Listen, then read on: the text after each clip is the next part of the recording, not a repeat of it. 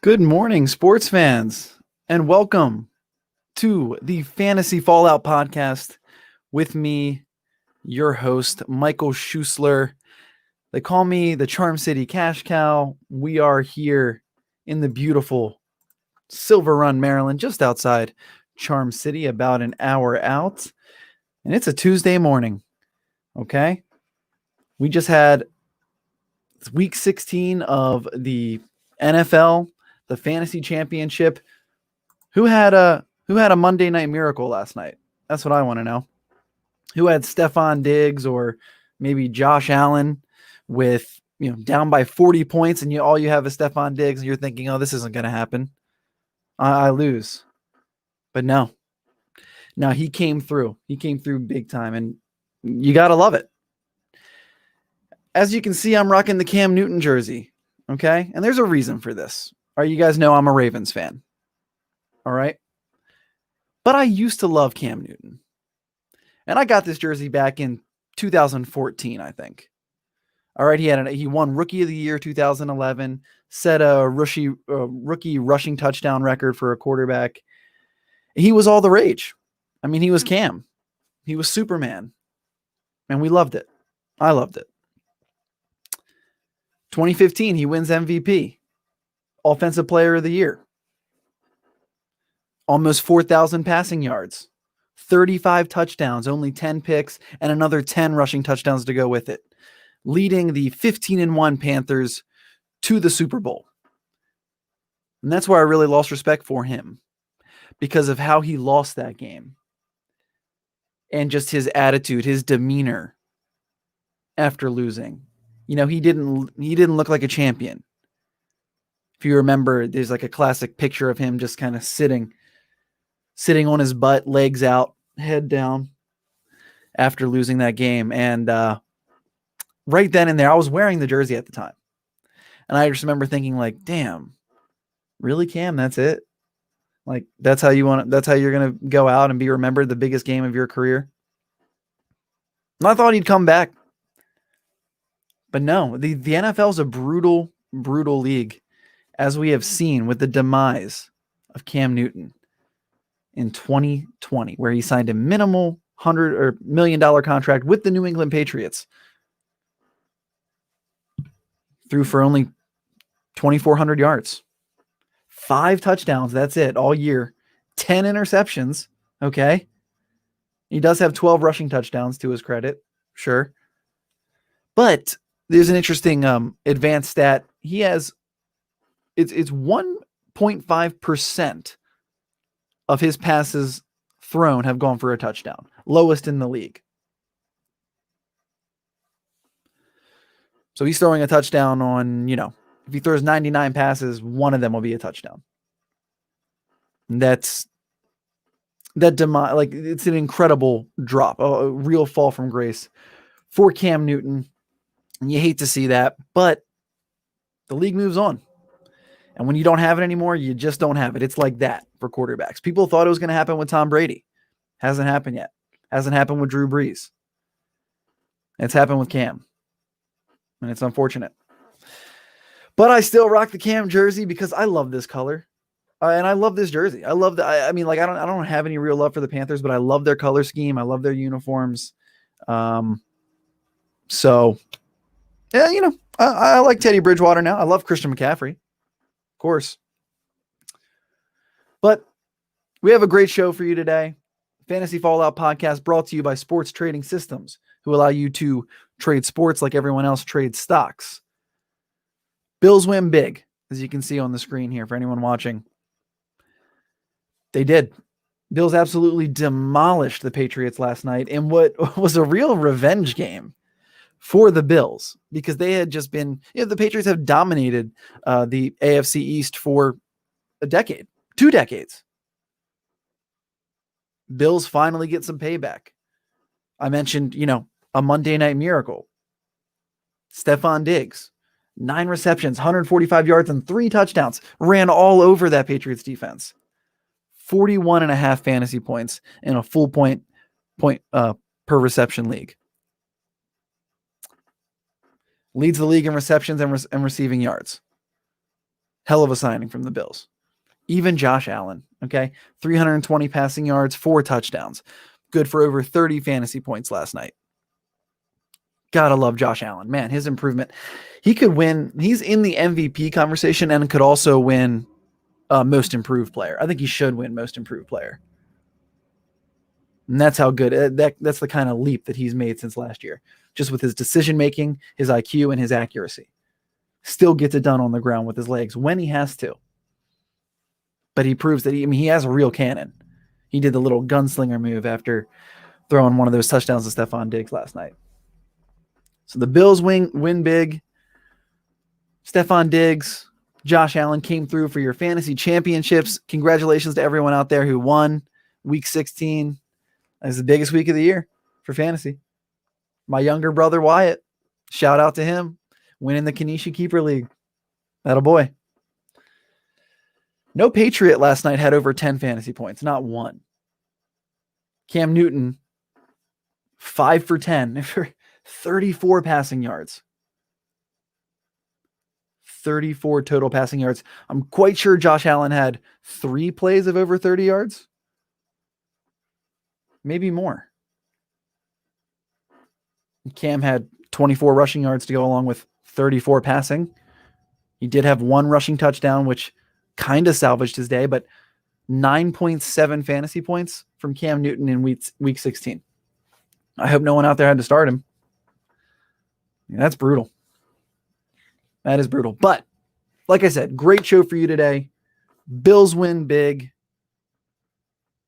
Patriots are done. I love to see Bill Belichick pissed off, throwing the phone after the challenge. That's beautiful. That is beautiful. So I mentioned we have a great show. Last week I brought my brother Zack on, and we did a little fantasy shootout, if you'll remember, where we each picked our top. We each picked 1 quarterback, 2 running backs, 2 receivers, and a tight end for week 16 to have the best total fantasy week. And we were going to put those together and, and see who won. So I'm going to bring Zack in here and we're going to talk about this. Zack, welcome to the show, bud. What's up, Mike? How you doing? I'm doing well, man. I'm doing well. How are you? I'm pretty good besides, pretty rough fantasy week for me. Let me ask you, is it more tragic to start Cam Newton in week 16 or start Derek Carr in week 15 to play 1 drive and then start Matthew Stafford in week 16 to play 1 drive? Yeah. I would have. You got to start Cam Newton. At least he scored a touchdown, dude. Yeah, that's man. Brutal. Brutal. QB came back to bite me. Yeah. Speaking of brutality and losing in fantasy, Zack, we had our fantasy shootout. Yep. Last week. We were both pretty confident in our teams. I mean, we had the entire pool of NFL players to choose from. All right. Now here's the results. My team, with a total of 133.92 fantasy points in a full point PPR. Your team, 79.72 points. Yeah. That's a beatdown. I think if you would have just had Josh Allen and Stephon Diggs, they would have scored more than my entire team. Just about. Yeah. Just about. But I can't take complete blame for this. First of all, we see the worst game of Patrick Mahomes' career. Okay, I could have never predicted that. Waller doesn't get a target after halftime, pretty much. Yeah. A.J. Dillon gets 4 carries to Aaron Jones' 10, and Aaron Jones still had 94 yards. But Derrick Henry gets pretty much stalemated. The Titans look terrible. Jared Goff gets hurt, and I started Robert Woods. We both had Robert Woods, didn't we? We both had Robert Woods, yeah. And he did not perform well. I think he was the worst. I think he scored the least. Actually, let me check. Yeah, Robert Woods had 8.9 points, and he was the lowest scoring for both of us. So at least we both missed on the same guy. But I had Lamar Jackson, who had, over 21 points against the Giants. You went with Pat Mahomes, who actually had, 19 fantasy points. So he was right there with Lamar. I mean, it's a bad game for Pat Mahomes. Yeah. But it's not like we were working on a salary. We were just picking the best players. So we kind of evened out there. Then you said you had Aaron Jones, who did have 98 yards, ended up with 12.8 fantasy points in a full point PPR. I had Nick Chubb, who had a brutal game, like yardage wise, but he did score a touchdown to salvage that, ended up with 17.5 fantasy points. I got the edge on you there. Then you said Derrick Henry. Derrick Henry did not catch a pass. He had 98 rushing yards, ends up with 9.8 fantasy points. And isn't that crazy how he has almost 100 yards and we're like, geez, Derrick Henry, you really let me down in the fantasy championship. Like that's how good he is. What do you have, 23 carries? Something like that, yeah. So it's like, you expect something more out of Derrick Henry when he's getting that type of volume, just because that's what we've come to expect from Derrick Henry is 23 carries and 170 yards and 2 touchdowns. It's like, oh yeah, Derrick Henry. That is what he does. That is what, and even in the snow in Lambeau, you would have thought that game would have been, more of a ground and pound kind of game. Give it to Derrick Henry, let him run people over. But that is not what happened because, well, we'll get to that. But my second running back was David Montgomery, ran all over the Jaguars, had 20 fantasy points. That Sunday night game in the snow in Lambeau was not a ground and pound game because Aaron Rodgers to Davante Adams, who was my wide receiver 1.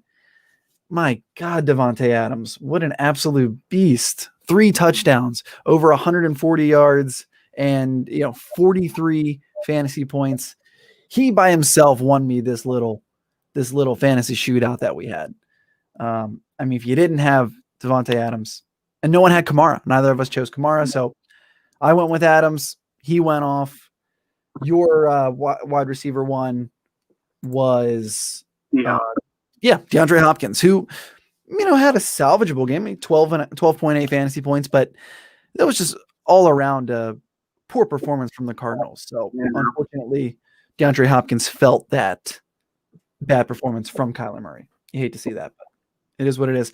We both had Robert Woods, and then the tight ends. I had Kelsey, who had 22.8, called a touchdown. You had Darren Waller, who did have 16 points. But that was 16 points in the first half. I know. Really stole the show. Well, because the Raiders are a bad team. Yeah. John Gruden is I hate to say that John Gruden's a bad coach because I never thought he was, but he was. He is. Let's see. Steve says Josh Allen had more touchdown passes at Gillette Stadium than Cam did in one game. Wow. God. Yeah, that's rough, Cam. Yeah. Yeah, you think Bill Belichick doesn't know that either? Fairness. Who is Cam really throwing to? Michael Harry? Yeah, Nikhil Harry. Jacoby Myers? Jacoby Myers did. James White? Even he was, beginning of the season, Jacoby Myers was attractive. He was sexy. He was a burner who's scoring points and breaking off some big plays. But I didn't see him at all last night. I saw 0 Jacoby Myers. Did he even have a catch? Probably not. Cam. I don't think he did. Like I said, Cam had 34 passing yards, dude. Ugh. He got pulled halfway through the third. They got to see what they have with Stidham, though, because, they know they're not – Cam's not coming back to the Patriots. He might not come back to the league. That's why I had to wear his jersey. I got a rep. This jersey was so nice 5 years ago, 10 years or 6 years ago. Still nice. Just a shitty player. What'd you say? Nice jersey, shitty player. Well, 2015 MVP when I got the jersey year before that. So just saying it. Maybe I called it. Oh, and I got Lamar Jackson's jersey the year before he won MVP. So whose jersey am I going to get next? That's my question. Is they're going to win MVP? You want to get Dobbins? Help us out? Yeah, exactly. I should get a Dobbins jersey, but Wyatt asks, is Josh Allen worth a 6-round keeper? This is a standard half-point PPR, 1 quarterback league. I would say, Wyatt, yes, he is, because he's, like I said, his development from last year has just increased so much. He should win most improved player and could be in the MVP conversation. So if he's getting that much better in 1 year, think of how much better he's going to be next year. And I normally don't like taking quarterbacks in the first 5 rounds, but at round 6, Josh Allen's going to be a top 3 quarterback going off the board. If you want to just be comfortable, lock in your QB for a 6th-round keeper. I think that's fair. I think that's a good play. I mean, he's going to have Stephon Diggs. He'll probably have Smokey Brown back. Hopefully he's healthy.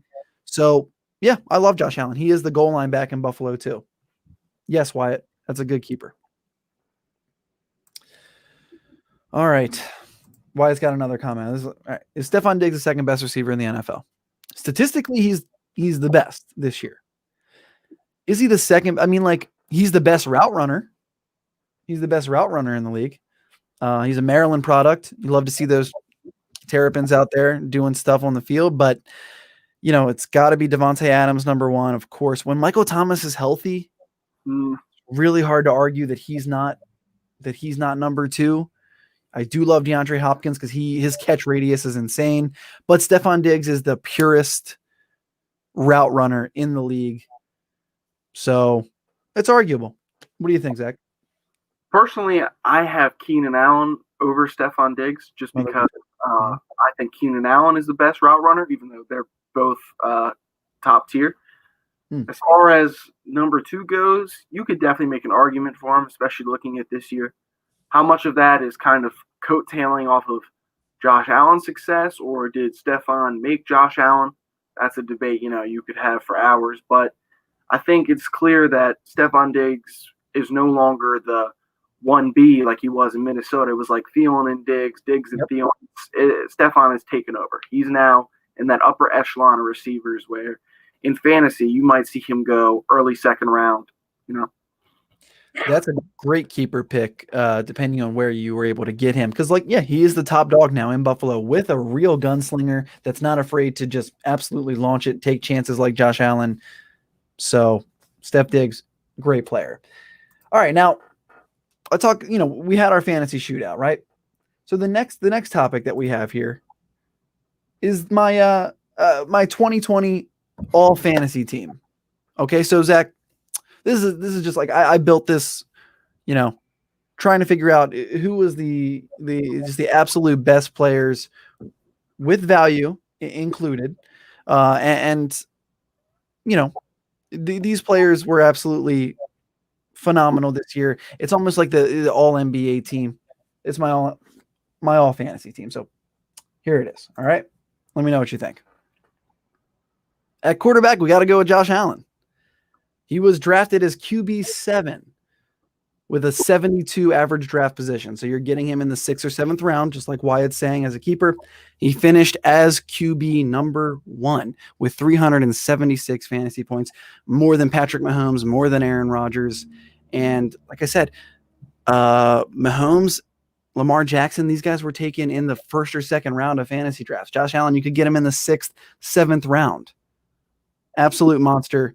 He is my QB1 for my all fantasy team. As for running backs, my RB1, it's got to be Alvin Kamara. And this guy was a 1st-round pick. Okay, he's a top 5 pick. He was drafted as RB number 4 with an ADP of 5, and he finished as running back number 1 with 377 fantasy points in a full point PPR, 40 points more than the 2nd place running back, who is Dalvin Cook, which is my 2nd RB in my all fantasy team. Dalvin Cook drafted right behind Alvin Kamara as running back number 6 with ADP of 6.0 exactly. And like I said, he finished as the 2nd best running back, but 40 points behind Alvin Kamara. And he did miss 1 game, but Dalvin Cook, Alvin Kamara, absolute locks. They're both going to be top 3 picks next year. Absolute steals for fantasy. Like, gotta lock in those stud running backs.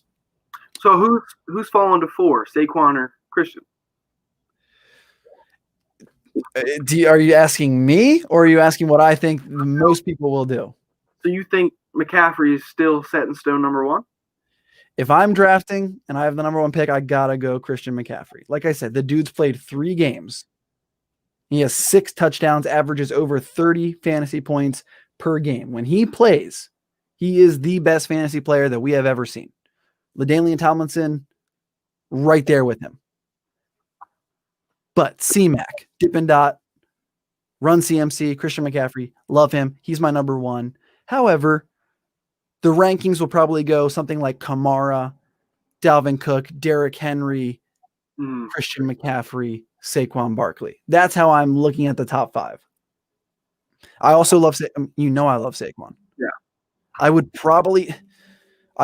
mean, it depends on what happens in the offseason. Right now, like, I got to go with Saquon at like 2 or 3. Maybe Kamara is ahead of Saquon. Maybe. And I think it'll be interesting next year because this is the first season where I can really remember that there were receivers that dominated more than running backs. Like, I wouldn't be surprised to see Devontae go in the top 5 in some leagues. Michael Thomas sure did this year. Right. Yeah. And what a bust he was, which we will get to with my all bust team as soon as I'm done with my all fantasy teams. Let me hop back on that. So we got Josh Allen, Alvin Kamara, Dalvin Cook. It's my quarterback and 2 running backs. My 2 receivers, you just mentioned one, Devontae Adams. Stud. Drafted as wide receiver 2 with an 8.5 ADP. So he was a first round pick in most leagues anyway. He finished as the clear wide receiver 1. And he was leading the league in reception touchdowns, and he missed 3 weeks. Like, I go on and on about Devontae Adams. I've made like $2,000 on his first touchdown bets this year. Easy money. Love Devontae Adams. He is the number 1 fantasy wide receiver. He's the number 1 wide receiver in the NFL. He's the best. At number 2, it's Tyreek Hill. Okay. Another first round pick. His ADP was 11. He was drafted as wide receiver 3. And he finished as the second highest wide receiver. Still 20 points behind Devontae Adams. And Tyreek Hill did not miss a game. Devontae Adams missed 3. And was 20 points better than Tyreek Hill. And then my top tight end, my all tight end for fantasy, another Chief guy I talk about all the time. Absolutely love him. You know who it is. It's Travis Kelce. He was drafted as the tight end number 2 behind who, Zach? He was actually tight end 2? I guess. Yeah. Waller over him? Not Waller. Andrews? Nope. George Kittle. Yes, sir. Yeah, George Kittle. See, people forgot about him because he's been injured. But yes, George Kittle was drafted as the first QB or the first tight end. But Kelce's the best. He's the best tight end we've ever seen. Best tight end we've ever seen. Over 300 fantasy points. No other tight end came close. Darren Waller had like 250. So Kelce, as good as Waller is, Kelce is just that much better. It's not really fair because he has Patrick Mahomes. But it is what it is. For fantasy, Travis Kelce, his ADP was 17.5 this year. That's low. Like, he's going to be higher next year. He's going to be a first-round pick next year. He has to be. Yeah.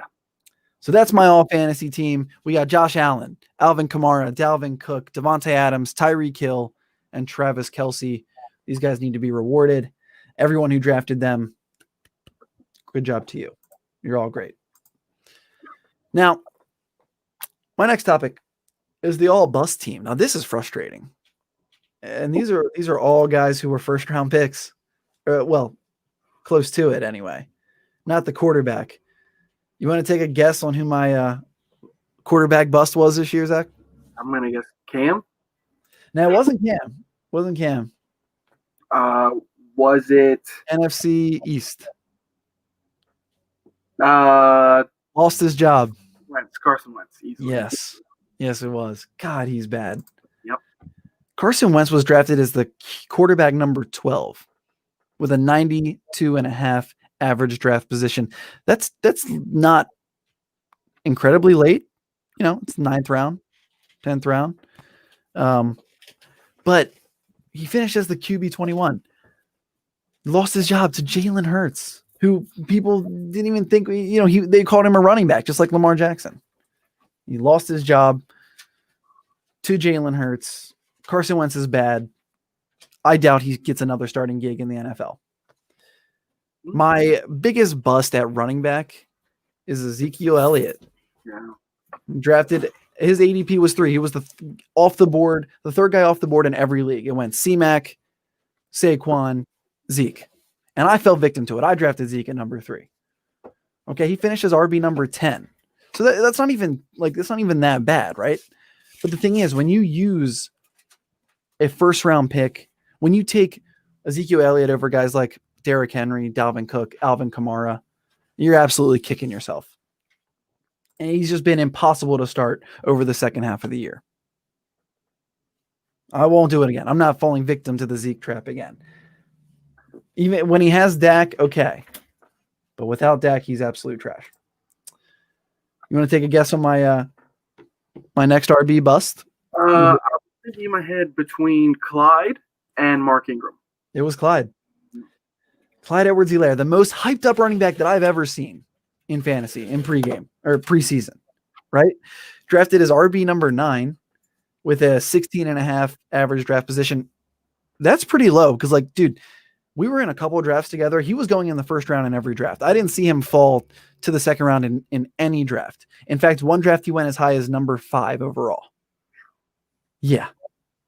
That rookie hype is insane. Yeah. And it had a lot to do with the Chiefs, Patrick Mahomes, and that high potent offense. Makes sense. They thought he was going to get the Kareem Hunt treatment from a couple years ago. Didn't happen. And I like Clyde. Like he's a good little player, but finished as running back number 19. Pretty disappointing to everyone who took him in the first round. Now these next two guys, my two wide receivers, they are busts, but it's also a little unfair because they had been injured. Although we got to start with the biggest bust of the fantasy year. It's Michael Thomas. Okay. Drafted as the first wide receiver off the board in every league that I was in with an ADP of 5. Okay. So this guy was going before Cook, Henry, or Kamara. One of those three, someone took Michael Thomas in front of one of those three in every league. He finished as wide receiver number 88 and has missed over half the season. Brutal. And the Saints don't even really miss him. I mean, like that's impossible to think, but their record doesn't show it. You know? I think Emmanuel Sanders deserves a lot of credit because he has quietly, stepped up for this team, and he's kind of getting up there in age, I'm pretty sure. So I think his veteran experience probably helped him with that, especially when Drew Brees was gone and they ran that gimmicky Taysom Hill offense for 3 weeks. The Saints, I guess they're just well coached, and their defense helped out a lot.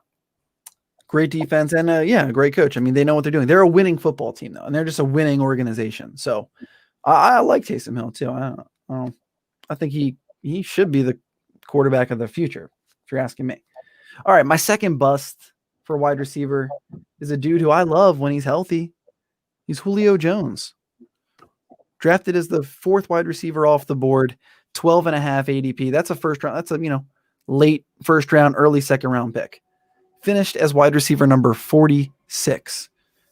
Missed 6 games this year. And without Julio Jones, Matt Ryan is god awful. And you can just tell. Yeah, when there's no Julio, Matt Ryan just focuses on Calvin Ridley, which is great for Calvin Ridley's value, but that offense as a whole completely suffers. Steve says he thought Zeke and Michael Thomas were just about the safest picks in the first round. And it's hard to argue.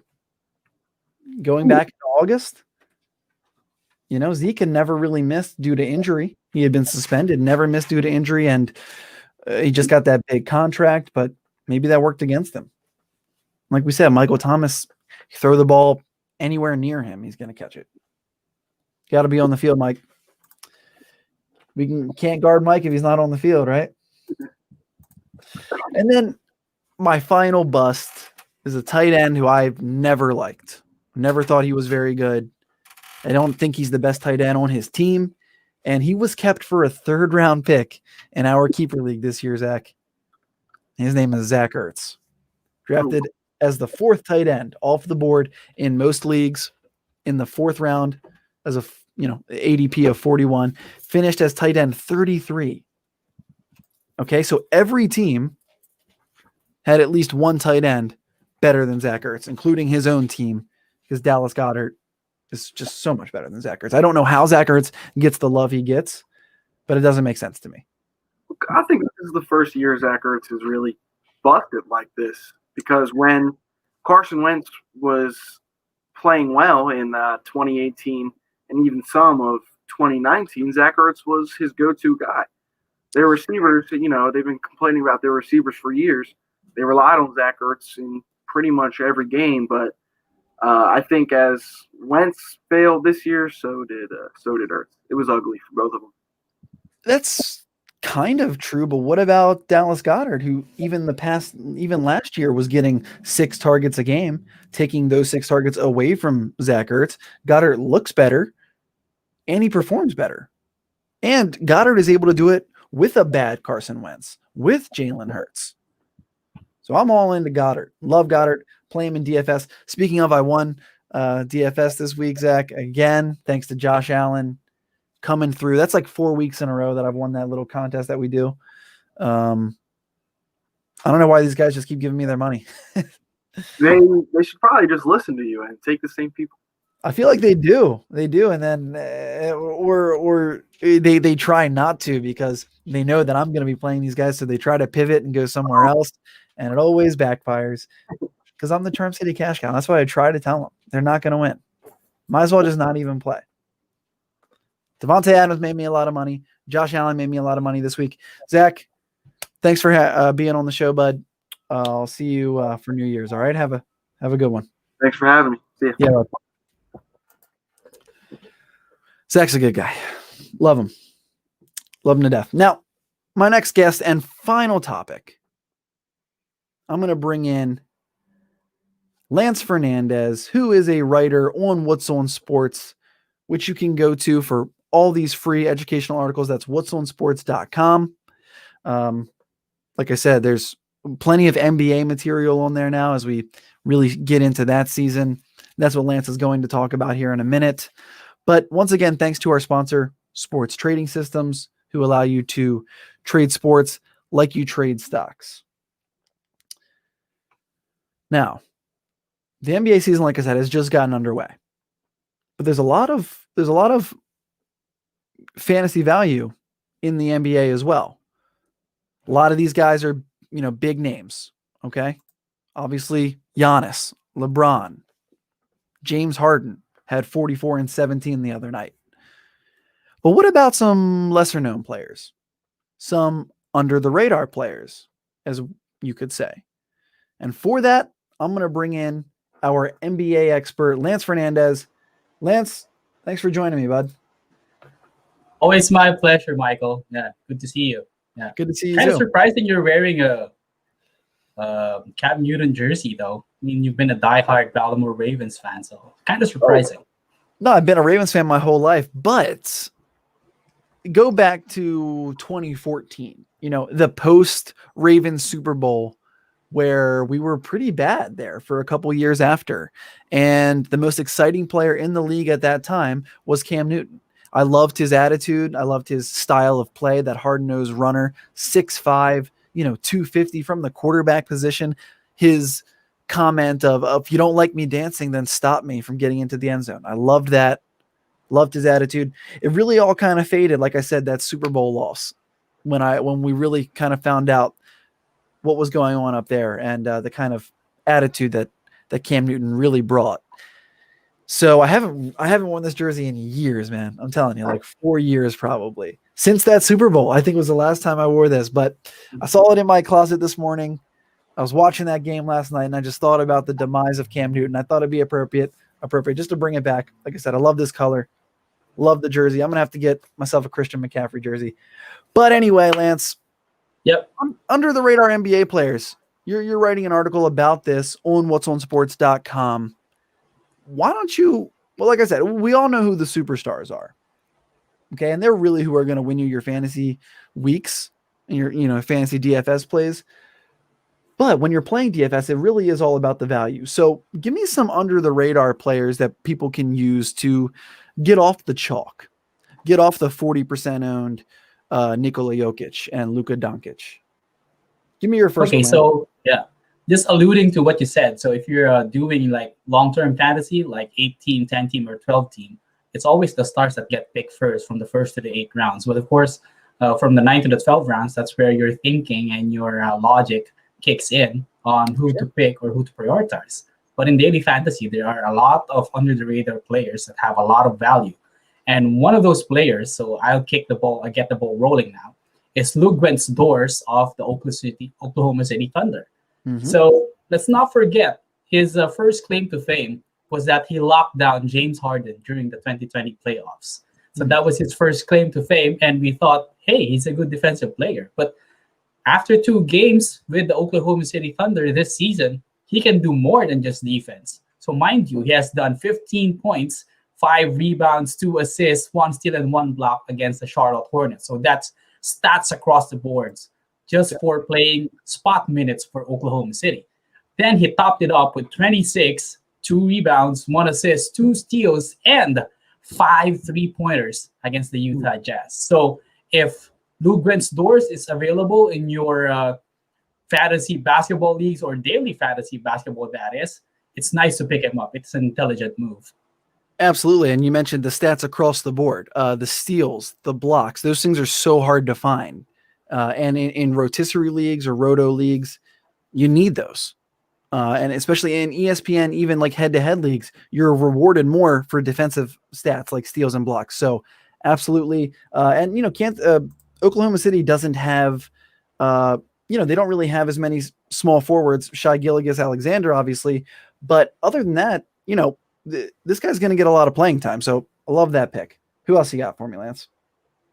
Okay, number 2, under the radar player. Actually, he's not that under the radar because he showed some promise during his rookie season. But for some reason, he did not live up to the hype. But now he is. And that is Darius Garland of the Cleveland Cavaliers. So he did average 12 points in his rookie season. But it's very, very evident that he struggled at times during his rookie season, before the bubble, of course, because they didn't play in the bubble. So right now, he's doing wonders for the Cleveland Cavaliers, even though they have Colin Sexton, they have Andre Drummond, they have Kevin Love, though injured, but they still have him. And they have Larry Nance Jr. off the bench. But he is holding his own in that young Cleveland Cavaliers rotation. So in 3 games, first game against Charlotte, 22, 6 rebounds, 6 assists, 1 steal, 4 3-pointers against the Hornets. The following game, 21, 6, 15 assists, 1 block, 2 steal, and 3 3-pointers against the Detroit Pistons that went into overtime. And then third game, 14, 7, and 2 steals against the Philadelphia 76ers. So again, just like Lou Grant's Doors, he is contributing stats all across the board, which is very important for roto leagues. And more importantly, he is shooting 54.8% from the field. So that's a very important factor if field goal percentage is factored in your leagues. And it is in most leagues. Field goal percentage is one of the killers in a lot of leagues because you can put up, if you're Russell Westbrook a couple years ago, you can put up, 30 points a game. But if you're taking 50 shots, you're not really producing for fantasy purposes. So that's a great pick, Lance. Now, this next guy I've been a fan of since his days at Villanova. So go ahead and give me this guy. Okay, third guy on the list, part of the powerful Milwaukee Bucks squad, is Dante DiVincenzo. So first few years or so, he was just getting his feet wet in the NBA, but now he's starting to contribute. Mind you, he's just averaging 23.7 minutes per game, but he is making it count. He averages 12.7 points, 3.7 rebounds, 1.3 assists, and 1.3 steals, and close to 3 3-pointers a game in just less than 24 minutes per game. And he only averages 1.3 turnovers as well, which is important if it's part of your roto or daily fantasy counting. Exactly. He had 2 games with 2 steals against Golden State and against Boston. He may not really be a source of blocks for your team, but he's shooting 57.7% from the field goal as well. So Dante DiVincenzo, a great under-the-radar pick. Completely agree. Like I said, I love this kid at Villanova. I think he's a great fit on the Bucks as a facilitator, getting Giannis the ball. And his lines on in sports books, whether it's MyBookie, FanDuel, DraftKings Sportsbook, his 3 points made is always either 1.5 or 0.5, and he's hit that in all 3 of his games so far. So that's a bet that I'm really liking going forward. Dante DiVincenzo to hit at least 1 or 2 threes, depending on the line. Always a favorable matchup or favorable odds for that. All right, who's the next one, Lance? Okay, fourth pick in our under the radar team, so to speak. So when you think of the San Antonio Spurs, you always think of DeMar DeRozan and Deontay Murray, and even Patty Mills. But Keldon Johnson from the Spurs is holding his ground as well for the team early on in the season. So he had 16, 5 rebounds, 3 assists, and 3 steals against the Memphis Grizzlies to start the season. Then followed it up with 12, 9 boards, 1 block, and 1 steal against Toronto Raptors. So again, stats across the board. And then he followed that up with 14, 11 rebounds. So that's a double-double for Keldon Johnson. 5 assists, 2 blocks, a steal, and 2 3-pointers against the New Orleans Pelicans. He's also shooting 81.8% from the free throw and 42.9% from the field. So again, great stats across the board for an under-the-radar player like Keldon Johnson. Of course, and I love how many minutes he's getting, like the usage. I think he's averaging like 30 minutes a game in the first 3, and that just makes sense because other than maybe Rudy Gay, Lonnie Walker, they don't have any other true small forwards. So, Keldon Johnson, another great under-the-radar play. He's got to be one of the cheaper plays in DFS at that small forward position. Putting stats all across the board. Love that, Lance. All right, give me your final under-the-radar player for NBA fantasy. Okay, rounding up our under-the-radar list. So he's not in any way associated with the water boy Bobby Boucher, but he's kind of good as well. His name is Chris Boucher of the Toronto Raptors. Now, mind you, they signed Aaron Baines because they lost Serge Ibaka just to be able to stabilize their front court in Toronto. But it seems like they had the answer after all with Chris Boucher's performance. He was not good during the preseason, but come the regular season, when it started, he showed what he's truly worth. So he had 12, 5, and 2 blocks in 15 minutes against the New Orleans Pelicans. So that's like close to 1 point per minute. Mm-hmm. And then he topped it up in the next performance, 22 and 10. That's a double-double. But what's more shocking is he got 7 blocks. So that's enough for like 1 week's worth of head-to-head matchups to some extent. But if you're playing Roto, that's a big advantage for you already. It's the 7 blocks from one person and 3 3-pointers against the San Antonio Spurs. So all of those stats in just one game. Averages 71.4% from field goals, 50% from free throws, but he has only attempted 2. So it could either improve or not as the season progresses, and only averages 1 turnover throughout those 2 games. So he's a nice low-key pick if you really need to ramp up your blocks, your points, and of course your rebounds. I love it. I mean, he's 6'9". He's got a 7'4" wingspan, so that's really helping with the blocks that he's getting. And aside from Pascal Siakam, he's their best big man. And if you want to even call Pascal a big man, he's really a stretch 4. So, Mama says start Chris Boucher, right? That's what you're saying? Yeah, and Chris Boucher is not being possessed by the devil. He's possessed by the higher being up there because of his great performances. Look at this. Steve Logston says he picked up Boucher and Garland earlier this morning. Thanks, Lance. There you go. See, Lance helping people all ready to make money, getting their teams, getting their rosters built. Lance, thank you so much. Appreciate it, bud. As always, you can bet on it, Michael. Yes, sir. Have a good one. And a happy new year, Lance. Yeah, happy new year to you as well. All right, everyone. That's going to do it for the show today. I want to thank our sponsor, Sports Trading Systems. Allow you to trade sports like you trade stocks. Fantasy basketball is just getting underway. We're in the second week of the NBA. You got to love that. Football's winding down as far as fantasy goes, but it's really gearing up for the NFL playoffs. We do have 1 week of the regular season left, week 17.